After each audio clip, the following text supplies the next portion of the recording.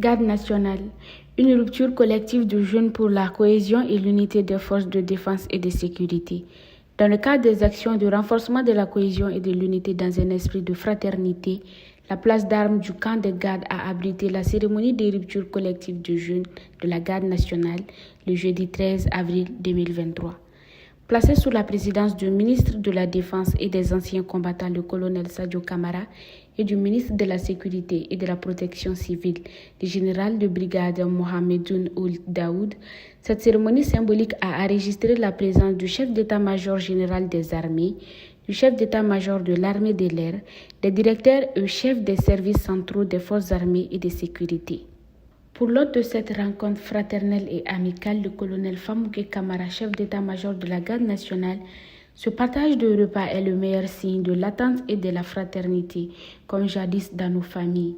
C'est pourquoi il a adressé tous ses remerciements aux anciens de la Garde nationale, dont de nombreux anciens chefs d'état-major, à toute la famille de la Garde nationale, tout en invitant les uns et les autres à œuvrer davantage au renforcement des liens sacrés de la fraternité d'armes pour le bien-être et la sécurité des citoyens.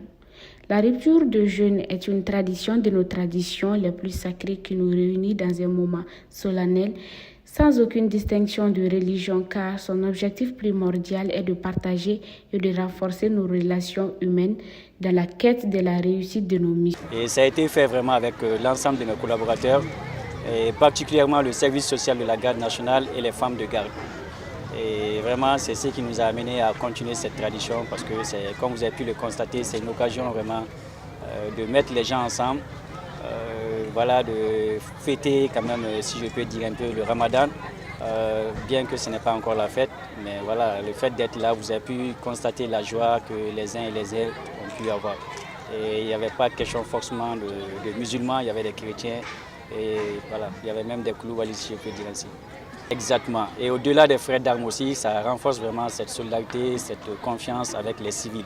Les civils, mais également vous, les hommes de la presse, les médias, vous arrivez à constater voilà, et être ces traits d'union pour tous ceux qui ne sont pas là, pour qu'ils puissent comprendre qu'effectivement, on peut faire la même chose partout. Pour le ministre Sadio Camara, ce cadre particulier est salutaire pour remonter le moral de nos troupes en mettant en avant les valeurs humaines et sociales qui guident la mission des forces armées et de sécurité. C'est pourquoi il se dit honoré et heureux de partager cet instant avec tous les corps militaires et invite tous ses frères d'armes à multiplier ces actions chaleureuses et humaines. Ça veut dire que c'est la fraternité entre les porteurs d'uniformes.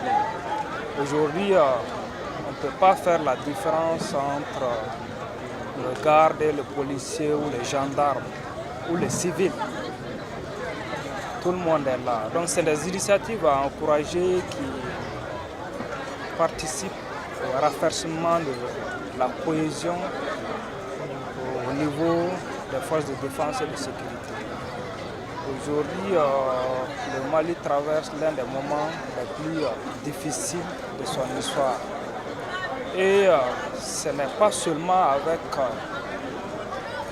les armes que nous pouvons résoudre le problème. Des actions comme ça participent aussi à la conquête de la paix. Et aujourd'hui, nous saluons les organisateurs et appelons tous les Maliens et toutes les Maliennes à prendre l'exemple sur